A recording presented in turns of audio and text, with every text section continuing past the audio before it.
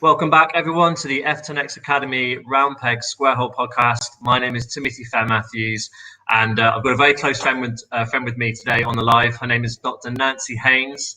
She is an energetic, results-driven, and passionate confidence coach and talent management professional with over 12 years of successful coaching, talent development, employee relations, leadership training, and HR experience in the US and the UAE. And the topic of discussion today will be the impact of identity crisis. So I think a very relevant topic right now. And thank you so much, Nancy, for coming on. How are you? Absolutely. I'm doing so good. I'm excited to be sharing some of these things, some of these conversations that I know not a lot of us are having, but I know it's like happening in the background. And I think once we identify it, everything will be good. Amazing, amazing. How's the COVID period gone for you? Everything all right? Challenging? Interestingly enough, even as we're coaches, let's be honest, even when we're coaches, we still need the support as well. Like I still have my monthly session with my coach. And a lot of it is just digging deeper and like looking at stuff. But like if my husband were to hear, he would just be like speechless because he's like, what? There's good days, there's bad days. There's days where I've just fallen completely apart, and it's just like you don't see the light at the end of the tunnel. And then you wake up, and then there's other days where you're just like ready to take on the world. So it's entrepreneurial journey. It goes from, oh my God, amazing, life is great, to like, why am I doing this? I just missed my employee job back when I was a young lad, and everything was like really simple. And then it's like, oh no, I want to go back to being an entrepreneur. It's amazing. It is a roller coaster, isn't it? It is. Actually, I had, funny enough that you're talking about that, just a couple of days ago, I had a thing pop up on Facebook. And it was, I had taken a picture of a driver that came to pick me up when I was living in LA. And it was like the day that you're like, I've made it. Like the company has sent a driver to pick me up, to take me to work. And I was looking at the post and I was reading it and I just got so excited. And then I was like, this was my life 8 years ago. What was I thinking? Oh, wow. Oh, but yeah. Okay. So, well, there we go. I mean, I guess it's very true what you say. Even coaches need coaches. So, I mean, tell us a bit about you, because I mean, not everyone in the group will know who you are, even though they should, because you're an awesome girl to know. But tell us your story. Tell us what you do. I think everyone would love to hear. Absolutely. So my background is in human resources. I think I've always been a person of service. I want to help people out. And so human resources was like the thing that I knew I could do and have an impact. So I was like, all right, I could do this. So my background is in that. And in the process of all of that, it kind of shifted when a gentleman approached me. He was a motivational speaker during my MBA program. And he said, you've got something, you need to go on your own. And I didn't really take him on. I was like, nah, I don't think so. Like I'm getting paid well, I get good benefits. I'm okay, thanks. And after a while, he just kept like pushing me. And he said, either you take it or you don't. And he has different businesses, very successful man. And a part of me was like, why me? Like, what is it about me that he's looking at? Because I don't see that. And, after I chatted with him, I said, let me just do this. And that was my introduction into entrepreneurship. Like I had no idea. And this is actually why like the whole identity crisis kicks in, because I went into a new business with the mindset of the career person. So at first I couldn't understand and, lower the price. Let's not do this. Let's not do that. And it was because of the mentality of an employee. And I hadn't really transitioned into, now I'm a CEO of my own company. Like that's a whole nother view.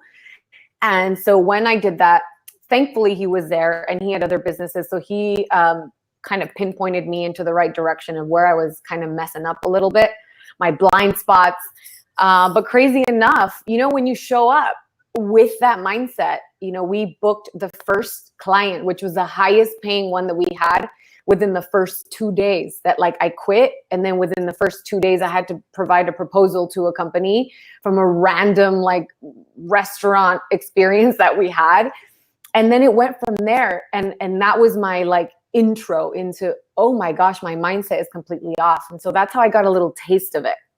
Right. Throughout all of this, unfortunately, He passed away within a year. So I got to work with him from the hospital and just really pick his brain for everything that I could. And one of the biggest things was the whole identity thing and fearlessness. And so he passed away. And then I became a director of empowerment for a nonprofit group online. And it was just for women. And they just kept saying, you're really good at doing this, which is the confidence building for these women. You should build a program for them. And it was fun for me. I was still doing my HR. I still continued with the HR business. It was very difficult, but I will say, I took the business on my own to like, a 6-figure business. And I didn't think I could do it. And so this is, again, where like kind of everything just like rolling into all of that. I got contracts that I would have never, ever, ever imagined. And it was like, oh my gosh, okay, this is interesting. But it went back to identity because now I knew it was just me. So all of the business relied on me. And California is not cheap. So I'm like, do you want to be homeless or do you want to like make this work? You got to make it work. So, even with that, all the roller coasters, roller coaster of emotions with all of that, and just kind of understanding it. And so I did. That's actually how I created the program. I did it for the women. And then I just really enjoyed it because I saw the transformation they were having. And that like filled me up. And HR didn't seem as like that thing I wanted to do anymore. And it was like, oh, this is my path. Like, this is what I want to do. But I married them kind of together because I did a little bit of the coaching and the training and development in the HR, field. But the impact that it has on management and on just the culture of the company, it's totally, totally different. And I know a lot of people are like, yeah, whatever, but you really are a business partner for, your HR. You're like the middle person of all the employees and then all, the senior execs. So you kind of have to know, how do I bring them together and make it work for everybody? So that's where I'm at, and that's what I do. Amazing. Wow. I mean, until your team, as a business owner myself, I mean, I also went through a similar journey of, starting off alone, you're doing everything. And then I fell into the trap, I think probably about 3 years ago when the team started to grow. And I actually realized why HR is so important. I don't know many business owners share the same experiences, but trying to get the best out of people and keeping everything like vibrant and people motivated and getting the best out of staff and making sure they feel respected and appreciative, but still being firm to ensure that it's tricky. It's very tricky. I mean, you must have some like pretty decent success stories with that. Like, you obviously did HR before you even went. So what are the biggest mistakes you think most business owners make when it comes to things like that, like with the team, with HR? What are the trends that you've noticed? Do you know what? A big part of it is you don't empower the HR people to actually do what they're there to do. A lot of the clients, and actually that's actually why I wanted to leave corporate, because I had so many ideas and I could see where we had the issues, but because of whatever reason, they're like, no, we're going to do this. Yeah. And finance and senior execs, they're like, no, we must do this, this, this, and this. And it's like, yeah, but you guys are not connected to the people.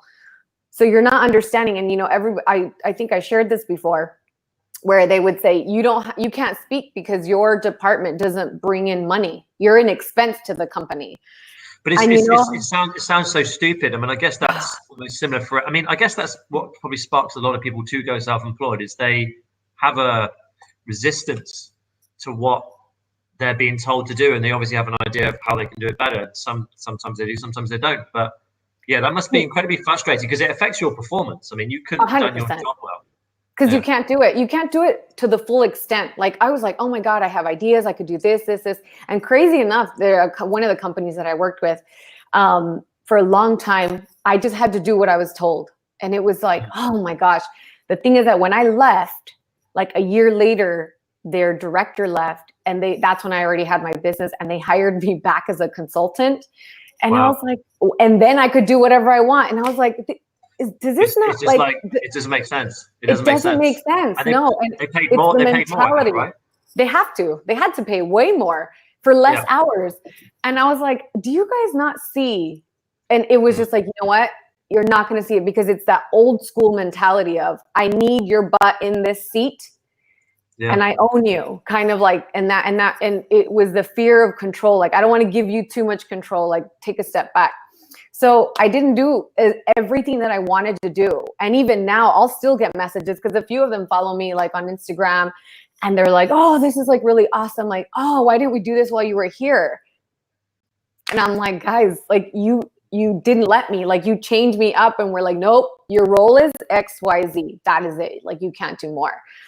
But then you hired me as a consultant, and then I just did it anyway. So yeah, it didn't make any sense. But yeah, I do. And I would say that's one of the departments for a hands-on. I know not all departments are the same, but I will say for an HR department that is hands-on, they could pivot a business like you have no idea, because they can take the people from not performing to addressing the issues to, like, they get to be like on, like hands-on, what's going on, what are people feeling, what's happening. They get to learn a lot more.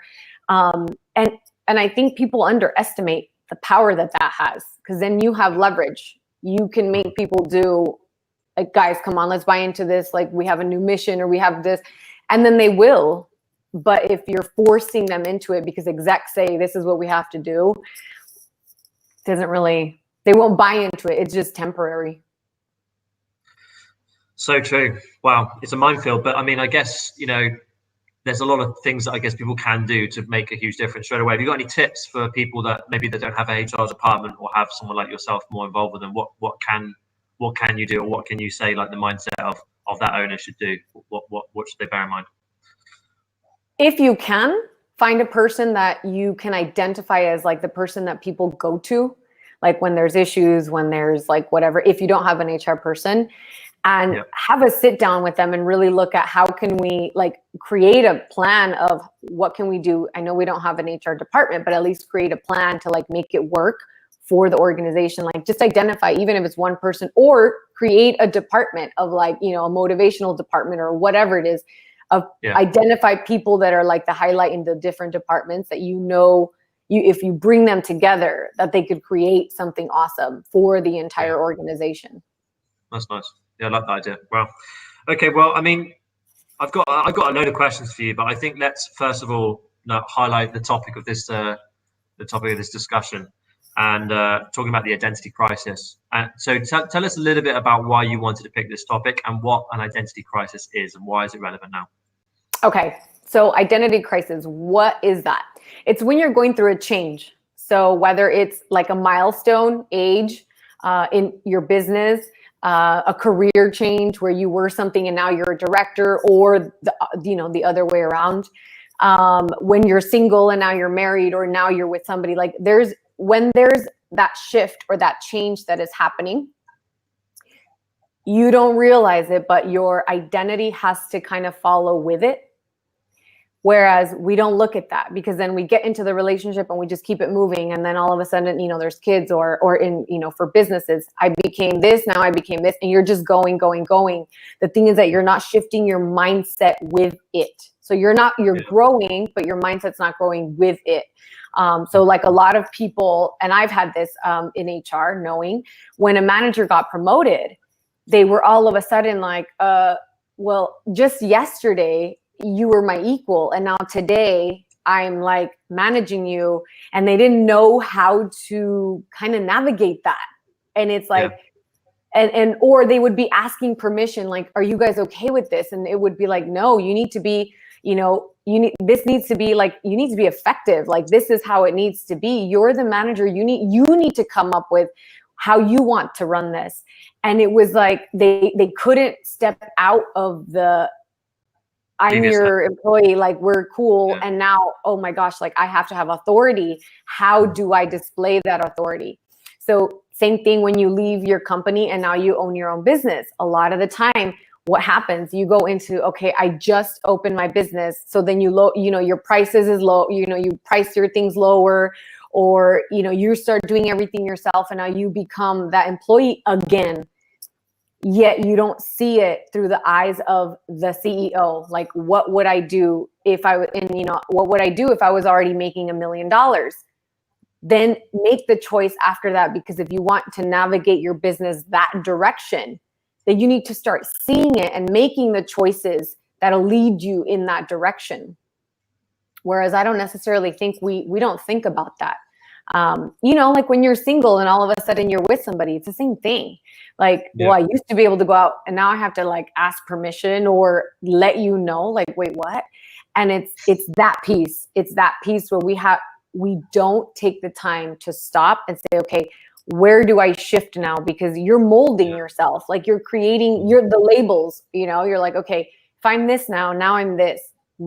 How is that going to impact me? I feel less freedom. I feel, you know, whatever. Then you shift it and you're able to like navigate through it a lot easier. But because we don't, it kind of kicks your butt at the very end. Like now with COVID, if you were a successful business person, and let's say everything shut down for you, you know, for the tourism and like everything else, if it shifted, that impacted you. Now you're not you know, you're not just necessarily like monetarily, but like if you identified yourself with, I am this kind of business owner, like I'm the 5-year one that we're steady and we're amazing. And now you got to go back down to the feeling of this is a 1 to 2 year business. It kind of impacts you a little bit. The ego gets in the way and you're like, what? Like, and you start feeling a certain way. And then you start making decisions based on that. And so that's where the whole identity crisis comes in, the identity even for the business.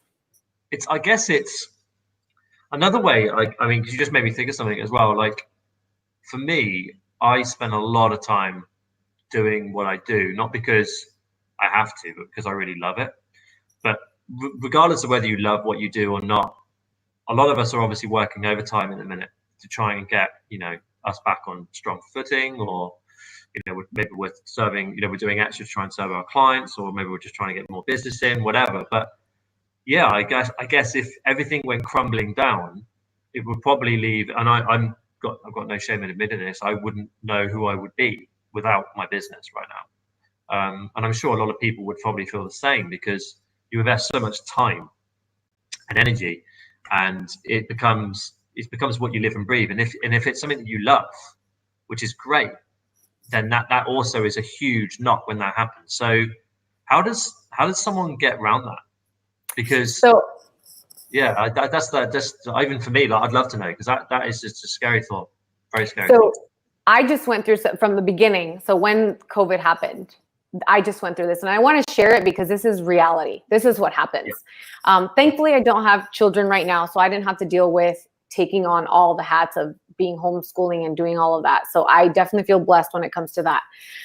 But what I found myself is, okay, husband is now on conference calls like all the time, which means I now have to stay quiet, or I have to move into a different room, which then means he's taking on the whole space of our entire like dining area. And then it became, okay, so now since we're here in the household, it gets dirtier. And then who's cooking? And then who's cleaning? And it became like everything was falling on me. So I would have to stop working and go clean or go cook or do something else. And it affected me. I was like, what the heck? Like, I have to work in my, like, on my business, yet you're doing it too. And like, when do you get to, like, how come you don't clean? How come you don't cook? And we, you know, it got so frustrating. You had like an elephant in the room situation. We did. You know, really big elephant. With a mop.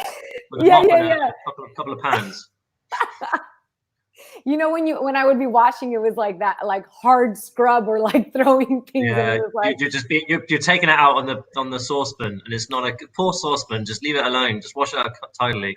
And I was like, are you okay? Yes, I'm fine. Yeah. No, you're not fine. No, I'm not. I can tell you're not fine. You're not bitter. Not at all. But you know what? We had to sit down and have a conversation where I had to say, you know, I've been thinking about, like, why am I so angry? Like, why is this becoming, like, I'm not the maid. Like, why am I cleaning and cooking? Like, that's not my role. That's not my identity. I am a businesswoman. And that's when I as I was talking to him, I'm like, oh my gosh, like, that's a label that I have. I'm a businesswoman. So I don't have time to do this, this, this, and this. I now feel like I'm the maid. So now that role like has made me feel less than. And then I was like, oh my gosh. And as we were talking, it became that. I said, you know what? I'm putting value, so much value on the title, on the role, that I'm still me. Like I'm still who I am. It's just that my role has shifted a little bit. And when it's time for me to be able to go back into this, I can shift. It might be that I'm spending a little bit more time in this role, but why do I feel less than? Why is my self-worth then shifting? And I had to sit with that. Like I had to be the one to say, oh, I need to reevaluate, which is what I do. And I do it for the clients. I need to reevaluate where my values come from. When I identify myself with who I am, is it my business? What external stuff am I attached to that is my identity? So the question is that I ask, and I ask everybody, and even myself, is if everything was taken away from you, your business, your car, your bank account, everything, what is your identity? Like, what is that left with? If that makes you feel sick, because you're like, what? Like, then you do need to have a sit down and really look at who you are as a person, because you know what? You are your business at the end of the day. So what values are you holding on to? What is important to you? What is that label that you're putting onto? You know, are you a fearless whatever? Like, you know, it's that kind of stuff that you hang on to, because no matter, and I remember this and I say it to you because this actually came from my business partner, the one that passed away, is when I was afraid to do something, like when I would tell him, oh, no, let's not charge him that much. Let's just do this much so that we can get it. He would say, no, the value of that service is this much. Like you have to own that. And then I remember him saying, you know, I have 5 different businesses, Nancy. Easily, if all of that was wiped away and they said, sorry, you're bankrupt, you're zero, you have to start over. He's like, it doesn't scare me. Do you know why? He's like, because all the value is in here. I know that I'm like relentless. I know that even if I worked 10 jobs, like I would get myself to that point again. And it like really impacted the way that I was like, wow. So maybe today I'm mopping, but it doesn't mean that in 2 months, I'm not going to be back to where I'm at. And it doesn't matter, because the value comes from what we have within and where we see that. And when he said that to me, I was like, wow, this is a man who's like super successful. And he said, you know, there's been a few times where 3 businesses have gone down and it doesn't scare me. And I'm just like, how do you do that? Like, he taught me. It's like if you have never been in a fight before, you sometimes just need to get hit to realize you're not made of glass. And I guess it's the same. Like, I think a lot of us have taken a few punches over the last 2-3 months. I mean, I know now that I'm not made of glass in a business sense, but you know, it can either, you know, Seb talks about this a lot in his character building. You know, everyone has like it's either a make or break situation, and it's not a problem if it's either or, but you will grow from it. You know, it's 100%. And everyone needs to go through it. You're right. I think that's amazing. You know, just keeping the fact that it's nothing's really gone. It's all in your head, as long as you invest in that. And that is exactly, you know, he tested me throughout the times, because I identified myself with the same thing, you know, my consistent salary, my, you know, everything. And he was breaking me out of that. And it was really tough because I was so stuck on that. And he took me to Vegas one time and he said, I'm going to give you $100. I want you to go and like gamble with it. And I was like, what? No. And he's like, you can either gamble or you can keep it. He's like, but if you keep it, you have to pay it back to me at some point. Like within the next month, you have to pay it back to me. If you gamble it and you lose it all, you don't need to pay me back. But you know how hard I found it to, like, I was like about to put it into a machine and I was just like, oh, like I can't do it. And he saw me and he was like, why is it so hard for you to let it go? And I was like, I don't know. Like, I don't. And he said, just let it go, because you know what? You have the knowledge in here. You have the intelligence and the like fierceness to say, I'm going to do it anyway. If I lose it, okay, so then where else can I make $100? He's like, do you see how you immediately go into like, like I don't have $100. I lost it. And it's the little things like that he did that throughout the journey that I had with him, like really helped me to build that character. And I still say it, like, it's like you're a tree. Like you see the roots going down, and it's from all the experiences that you've had. Like, and I can say failures, but it's more like feedback. Like, okay, I'm never going to do that again.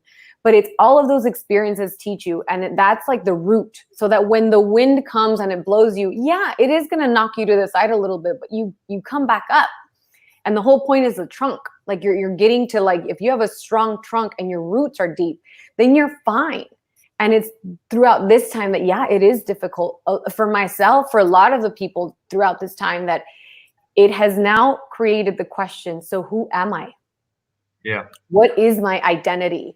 What is the identity of my business? What are the different conversations that we're going to have when we get back into play? What values do I want to hold, more, where I can say it, I hear conversations all the time from people when they're talking about how managers now are taking advantage of this right now. For example, when they know you're home all the time and they want a meeting at 9 o'clock at night, whereas other managers have been so empathetic and are checking up on their teams. They're making sure they're going out at least for an hour. Like, do they need anything? Like all of this stuff that really shows you. And so now for business owners, I was like, let's now look at the business identity during a crisis. Who rises to the top and who takes advantage of it? And you need to have that. Now you incorporate that into your business values, into your mission, into your vision of where the company, like, if there's another crisis, who do I want on like my team to like help me push forward, that I know they're going to give it their absolute all? Yeah, no, that's so true.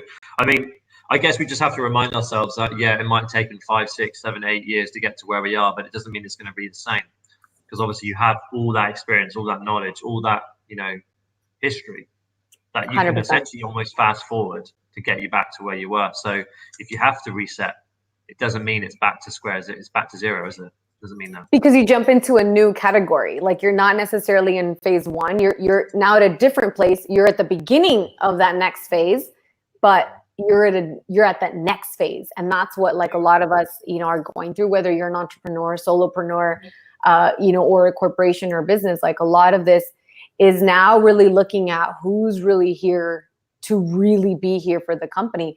And you know what? If a lot of the managers are not, or the employees, is it because we haven't really engaged our employees? So our identity of the business is going to change even with that.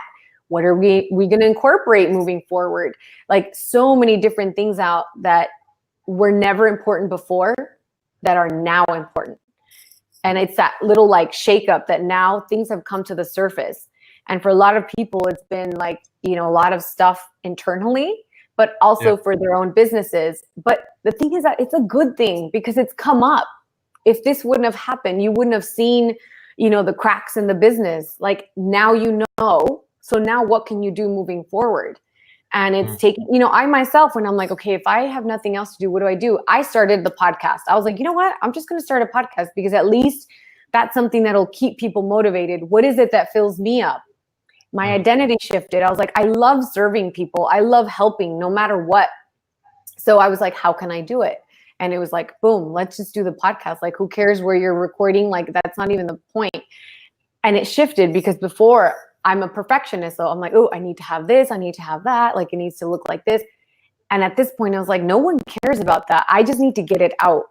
And who is going to get, like, what is my intention with it? And it was like, if one person gets to at least shift or change or feel like there's hope, that was my job. Right. And that's the whole thing. Yeah. Yeah. Wow. How do you go about mapping your identity out there? Like, what have you got like a methodology that you put your clients through? Have you got anything that you can share, like little tips on what you can do to do that? So number one, I always at least have 10 values, like genuine like values that you identify with, that no matter what happens, that's the core of who you are, right? So this is the core of who I am. When you list that, and when you have your list of 10, then it goes into what are the top, like, you start thinking, like, if I had to take 5 away, which 5 would I choose? And then you really start looking at, is this more important than this, or is that more important? And you really get to manage. And once you create your top 5, that is the core of who you are. And once you identify with it, like once you know it and you connect with it, you're aligned to it. And the thing is that the great thing about this is, so now you have 10, and then the core of that is 5. Why I say that? Because then any decision that you make moving forward, whether it's for yourself, for your business, you are now aligned to the core, and any decision that you make, you're basing it out of your true identity, like the true core of who you are, not the external stuff, not the decision that you make based out of fear or based out of like, oh, I just need to get it done. Like, I'll just get that. Yeah, okay, yeah, pay me whatever. Like, no, because if you value whatever it is that you value, and that goes against it, you won't take that decision. Wow. You won't take so it. True. No, that is true. What are your values? Ooh, do you know what? It's funny, is right before this call, about a couple hours ago, my husband said, hey, can we do do you have 5 minutes? I was like, yeah, sure. He said, let's list values. And we listed like 25, 26. I have it here. And then we went into it, and I went into, if I had more of this, how much would it impact me? Like, would it make me happier? And we went into this little exercise, and then we did the same thing. We identified our top 10 and then the top 5. And we started discussing, like, what were your 5 and what were my 5? And then we started looking at, now that we know what our core, like me as like by myself, and now you, how do we move forward from this? Like, what decisions do we make now, knowing that these are like the core values? And we had a discussion about it, and it was like, oh my gosh, I was like, do you know, this is what I do with clients? That would be an amazing exercise for any couple watching. Amazing. You guys, I have no idea. Like, we had, like, he valued something that I didn't. Like, it was actually my lowest. I was like, oh, I definitely don't value any of that. And one of my top 5, he rated the least. Yeah. And the conversation then went into, okay, so how do I support in that, like being a part of that value? And then I asked him the same thing with his, and I was like, oh my gosh, I didn't know that was like something important for you. And I said, okay, now I know. And it brings even the alignment with the couple a little bit like stronger, because you know that, yes, you're going to fight. Yes, all couples have their moments and all that good stuff, but the core of the relationship is there, if that makes sense. That relationship, though, I mean, this would be an amazing exercise, not only just for your partner, but for your staff, for your clients, for your suppliers, just working out where people's heads at. Because if you can align yourself with people's values, then you can be more connected to someone if you're in line with their values. Do you know, and it honestly, it really does impact where you start looking at, like, wait, is it really truly my value, or is it just because of the external stuff? Like, I can tell you my values shifted. I did it before I moved here, which is 3 years ago. So about 4 years ago, I have it in a journal. I was just showing him my values then are like night and day from the values that are now. And it's like, oh, wait a minute. And as we were discussing it, I even showed it to him. I said, do you know what? When I did those values, I wasn't as aware as I am now, number one. And number two, I was basing my values based off of the things around me, like LA life, achievement, like hustle, like all of this stuff, fame. And I was like, I don't even care about that stuff. Like, why did I even value that? And that's when you start realizing, oh my gosh, I let my like surroundings influence what my values are. But all the decisions I was making were based off of those. You can get annoyed at yourself for that, because I think no matter where you are, like if you were working and hustling it in Russia right now, I'm sure your values would be very different there as well. You probably value blankets and warm things. But you know what I mean? I suppose the environment does dictate almost what you value and where you are. So I guess checking in with yourself, especially if you moved here recently, started a business. That's one of the changes. Like if you've moved, countries or even states or whatever, you do have to, like, anytime you have a change that happens, reevaluate your identity. Like, you know what? A lot of the moms, for example, that all of a sudden they're moms, and then they want to get back into the career. And then they get, they feel guilty because now they're focusing in on themselves and not their children. Or they go through this, I don't feel good enough because I've been out of the game for 2 years or whatever that is. And at the end of the day, it's like you've put your label on as I'm a mom. And that has become your whole identity. But if we take that title away, what are you left with?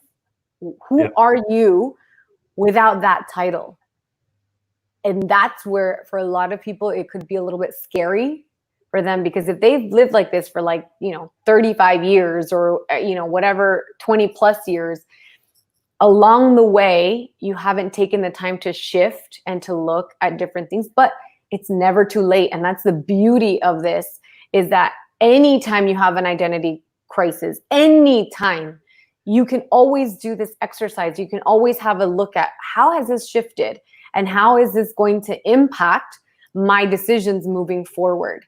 And you start looking at things, start becoming more in alignment, because the decisions that you make are based out of the core of who you are, not what is around you. Wow. Well, I mean, there's a lot of value coming from this, Nancy. You should be charging us for this. Really good. Thank you so much.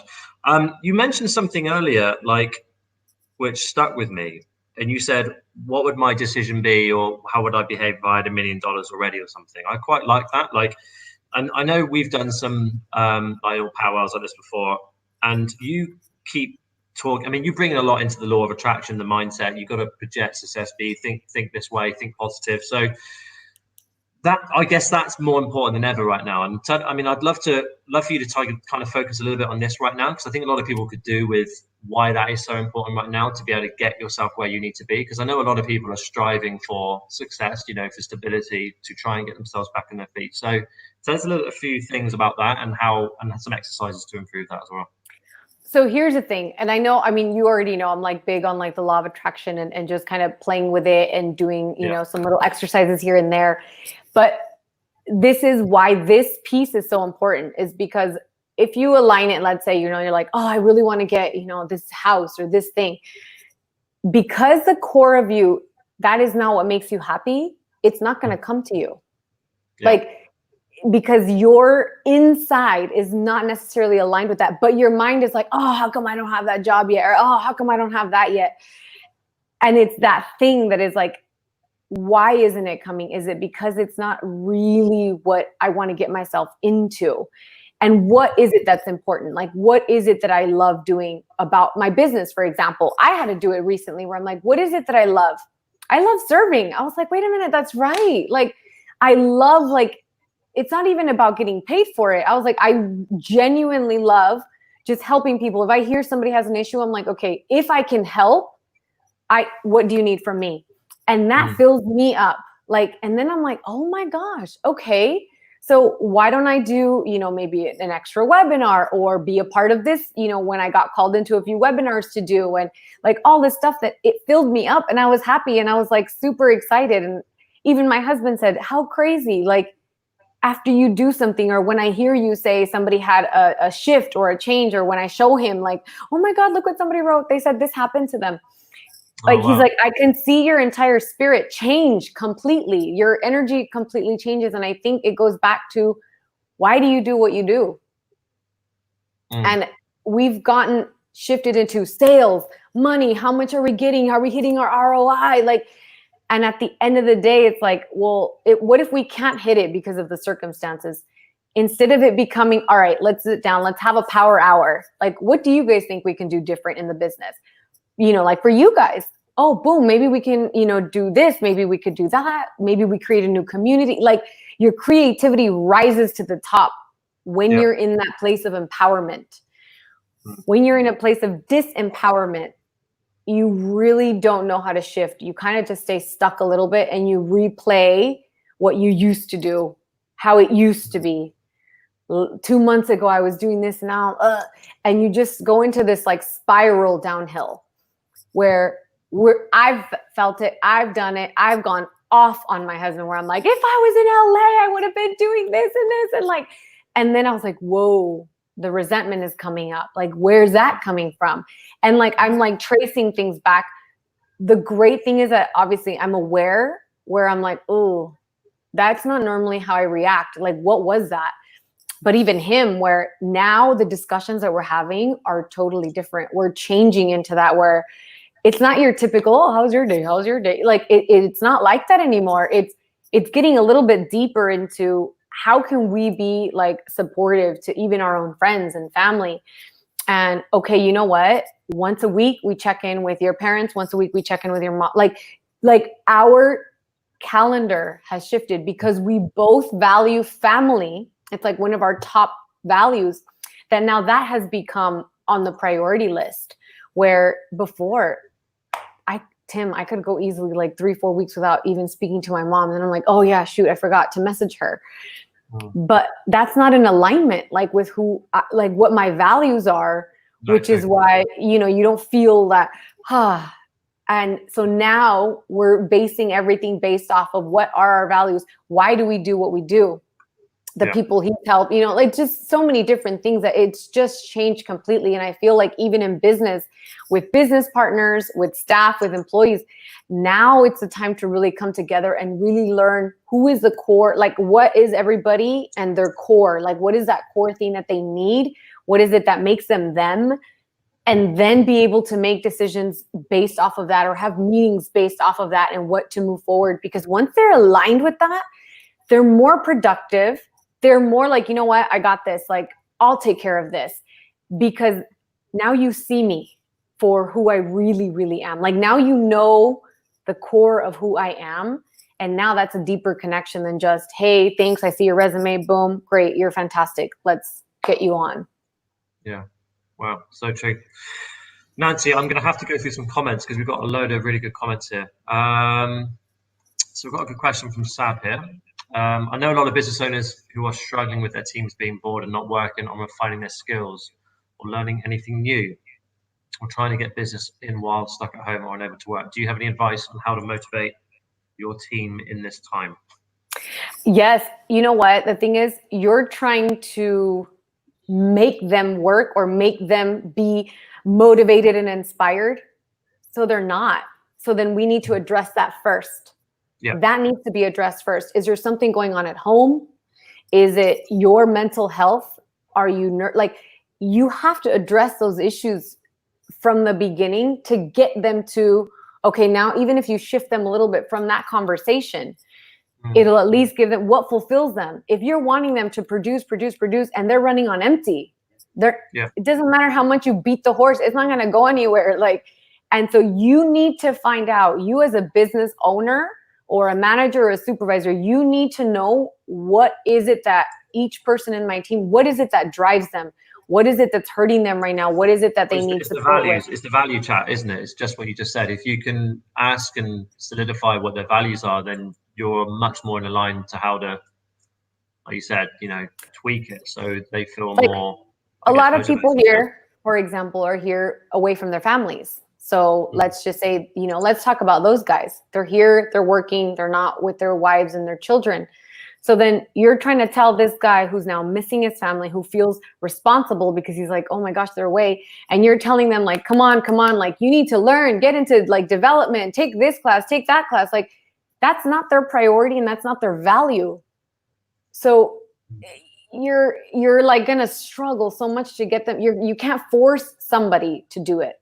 So you have to really learn to get into that space of, okay, what's going on, learning their values, understanding this is the issue I'm having, and trying to find a solution for that. Because once you get them just even to know that there is a solution, then you can get them, okay, so I've done something for you. Can you do something for me? Like, can we work together on this? I will check up on you every few days. Maybe you need to work on an Excel program, maybe to help you even get better. When can you start? And then that way you kind of like give them a little, but you've given them something first. You've given them something of value first. Yeah. And then now you can actually expect something back from them. Versus it's kind of like us as entrepreneurs. We can't all of a sudden jump on and say, hey, this is how much I charge, $3,000, pay. Like everybody's going to be like, what, who are you? You need to give the value first. You need to provide and get to know really what's there, and then you move from that step. So I think that should really help. It's some of these conversations that you have to help. A lot of people are not equipped to have them. So like a lot of people are very disconnected with emotion and all that stuff. They've been the ones that say, okay, we have a situation, boom, let's just go. And they expect everybody else to react that way. That's not going to happen. Like, no. That's not going to happen. Shivani's just said everyone's motivation is different. I suppose that's very true, because everyone's going to be in a different spot in their life right now. People are going to be, I mean, I can pick up the phone and probably call 10 people, and everyone's going to have a different answer when I say, how are you? You know, and I think that's the important thing. But this is almost tying into almost every single talk that we have. It's value first. It's almost selling in a way, you know, because if you need to get your team to be motivated, you need them to perform in a certain way. In a way, you're doing some sort of selling, and selling is serving. And if you're serving them, you need to know what the values are. Again, it's all linked. Everything ties together. Everything ties together. Yeah. Just another comment here. Figuring out what drives each team is super important. Like you said, everyone has a different priority button that needs to be found with empathy and sincerity. Yeah, that's very true. I'm not sure who put that comment, but that's so true. No, it really is. And I mean, I can say it even for, and I mean, I applaud my husband for that. He is very empathetic, and like hearing the conversations, like it's never, when they get on the call, he's never like, hey, you know, so I need that report. It's that check-in that is so important. That is like, hey, how is everything going first and foremost? Like, not business. How are you doing? Well, you know, this is happening. Why? For this or that, like anything, just what's happening. Or I'm stressed out, I'm overwhelmed. And then they're addressing that. So even just in that conversation, you've already shared with that other person, like, hey, I value you first. And then we move into like business talk. And that's really important, because people will work harder for you when you've addressed that. Like when you've addressed all these things, they will work harder for you because they're now connected to you and they're loyal to you. You're not doing it, you know, please don't do it. Like if you're going to fake it, don't do it. Like, please don't do it. If you're not genuine about it, have somebody else do it on your team, or like find a coach and say, hey, I'll hire you for like the week. Can you call all my team? If you don't feel equipped to do it, because if you do it like from a place of just, I'm just going to do it because I have to, they will feel it, number one. And number two, that's going to create more of a separation than getting you guys closer together. Yeah, it's almost counterproductive. I mean, you can't just exactly just fire out a form or get them to fill in an email. You've got to put a bit of personality into it. A little bit. Yeah. Yes. Got another good comment here from James Davison. It's not a question, but he says, I think almost everyone's role in every company has changed during COVID, which I guess is very true. This ties back into like what you said about you having to do some of the cleaning and then realize, and then having a problem with that. And then it's just trying to, again, reset and just, you know, not put yourself with labels, I guess. I mean, but the reason why I thought this comment is quite good is you mentioned earlier about being the CEO of your business, and how a lot of people have said this as well. A lot of people are not entrepreneurial. Like Spencer Lodge was on the other day, and he used a story about a guy who was in a store, in a corner shop, for example. He would keep, you know, the door open 24/7 and sit behind the till because he could make money that way, as opposed to just separating his work-life balance and being away from it. But that's not entrepreneurial. That's being employed by his business, even though he owns the business. So for people that are obviously having to adjust in this time, what would you say about keeping that CEO macro, you know, decision process in place, keeping efficient, but at the same time, if they haven't got maybe the team there, I know a lot of companies have put their team on unpaid leave. You know, obviously that's obviously difficult now. You've got more roles to do. How do you get that balance right? Because again, that I guess ties into an identity crisis as well, because you're almost having to do a lot more, take on a lot more responsibility, do a lot more with less, and with obviously a lot, you know, with business not coming in. How do you get around that? Can I tell you, it's called flexibility, because you did that once before, and now let's say you're the CEO and these are the decisions you made, and now you're going to have to go back into maybe doing some of that stuff yourself. Now the CEO hat doesn't come off, because you know what, when you have to go into the trenches, you're going to have to go into the trenches. Like it's the whole thing of, just because you have the CEO hat, it doesn't mean that you're not going to have to go in maybe when the janitor can't come in, that you have to go clean the toilet. Do you know what I mean? Like, why is that less than? Like, because at the end of the day, it's for the business. It's not necessarily you in that, like, and this is how I, even in a relationship where I'm like, okay, our household is a business. It's like the business. So maybe I won't be able to do this right now. Maybe I'm not the director right now, but I'll be the one that at least makes this household feel like it's in harmony, because then it helps us work better. So my role shifted, but the end game is the same, is that we want to create harmony and it's the same thing with your staff. Yes, you still have to wear that CEO hat and making those decisions, but you might have to roll up your sleeves and get a little dirty and do something that maybe you haven't done in a few years. But this is temporary. This is temporary, whether you have to do it for 2 months, 3 months, 4 months. But the thing is that hat, that identity never comes off per se. You're just shifting the role a little bit for now. Yeah. But at the end of the day, it's for your business anyway. Yeah, no, that's so true. That's really good. James has just come back and said, I can't remember who said it, but a leader works for their team, which I guess is very true. No, so true. Yes, he does. And that, that's what it is. Like, I think even with the fact that leader, like everybody puts it as the one on the top. No, it isn't. You're a leader. I'm a leader. Like, it's whoever wants to make that impact and that change and takes on those, the role of a leader where, hey, you know what? When I see somebody in trouble, I want to be the first one to help, no matter what. Even if I'm not the director, even if I'm not the, senior exec, like my thing is that I want to help and serve. So that's what I'm going to do. And that's why it comes to anybody can be, but see, this is why now more than ever, you do need to know who is in your team, like genuinely who is at the core of your team, because a lot of times you hire people, they're working, they provide the reports like, hey, how's it going? Good. That's it. It's very surface. But now it's like, you need to dig a little deeper and really get to know who's there, because who do you want on your team? If you value something that they absolutely don't care about, how then is that conversation now of, hey, I value this because this is a part of the business. If you're not aligned with that, how do we get you aligned with that? Or maybe you didn't even know that. So now the conversation is to create that awareness, and now the solution moving forward. No, it's so true. I mean, that immediately now ties back into like branding and you sitting down and really thinking, what is my vision and my values? A lot of people, I mean, this is why we set the support group up. I mean, there's not one size fits all. You can't just have a really good company that's got good sales. You can't just have a company that's really good branded. It's all part of it. Everyone needs help in every sector, and like something as simple as just sitting down and knowing your core values in the company. I don't know how many people do that. I speak to a lot of businesses that don't even know that. Do you know what?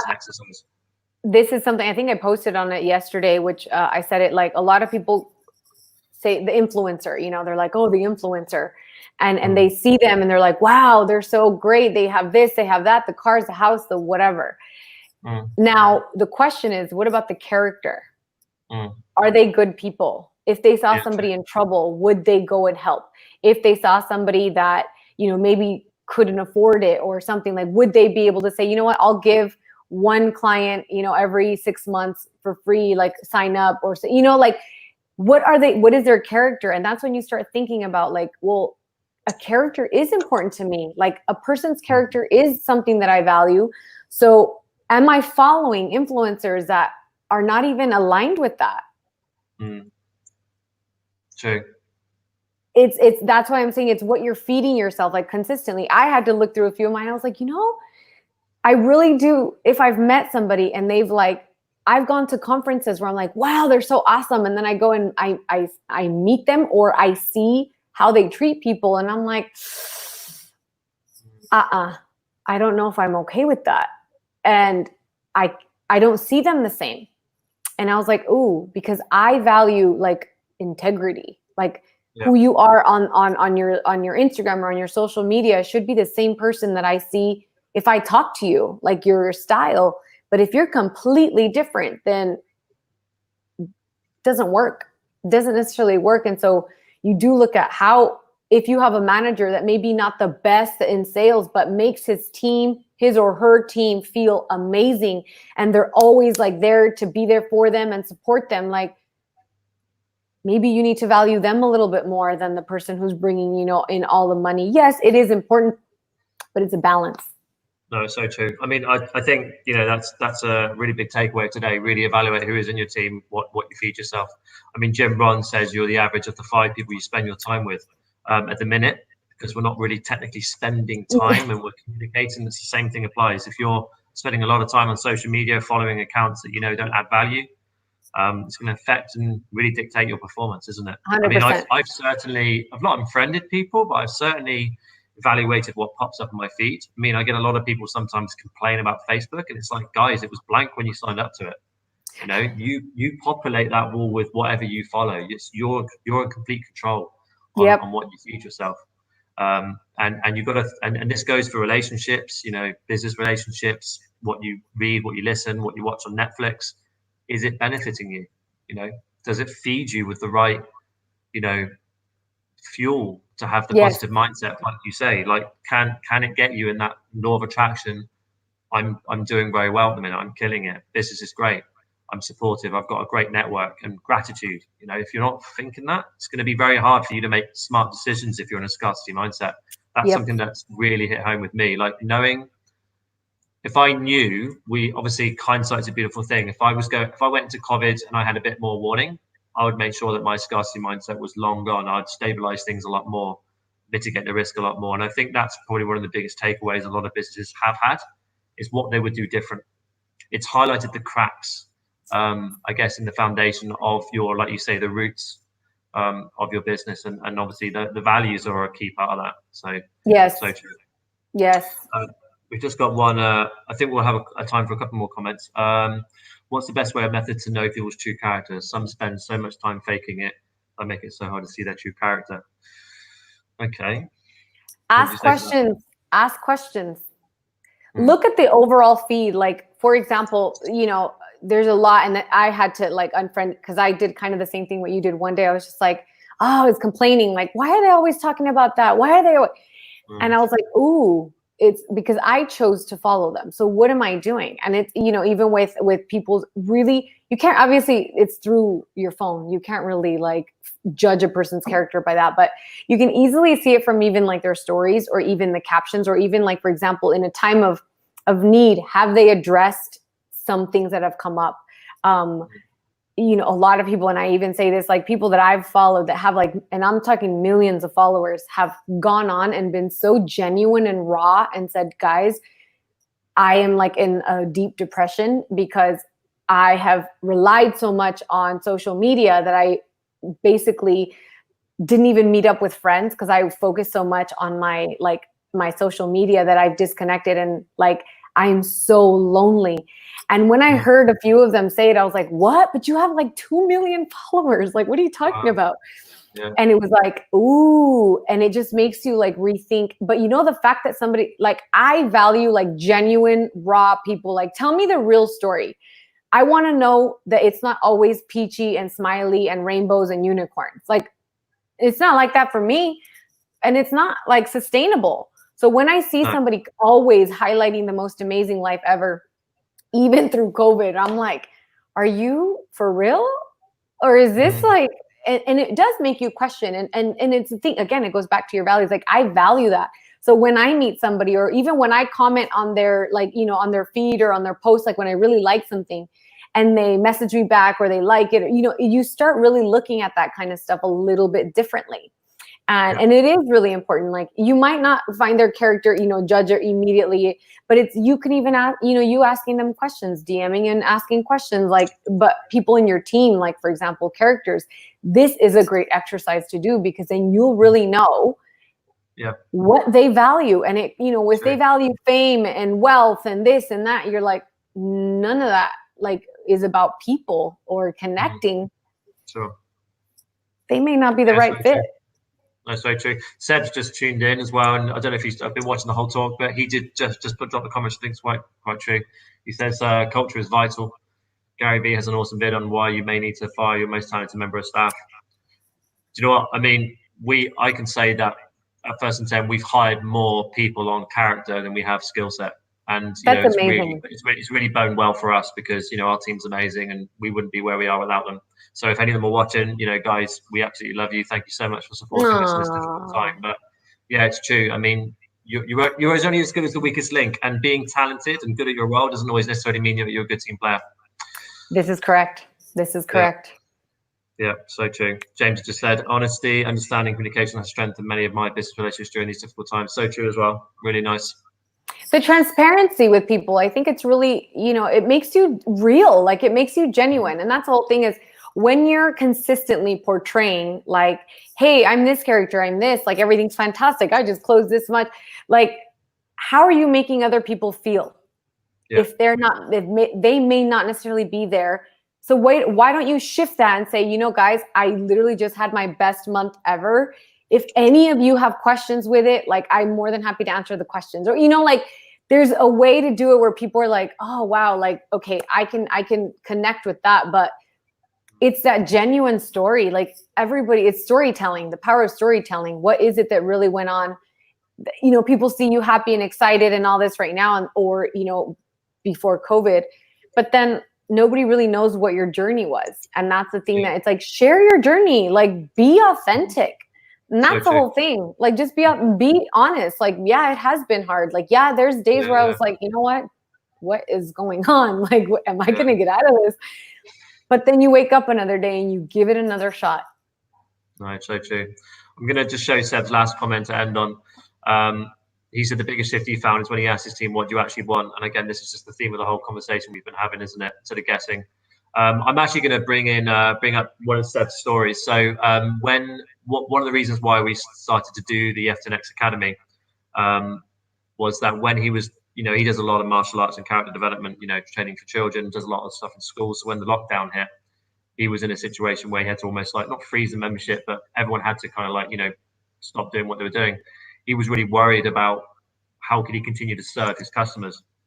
So he got his entire team in the UK and Dubai, because he's got, the business same there in the UK and here, to call up every single parent, sometimes spending 30 to 40 minutes on the phone, asking them what problems were they going through.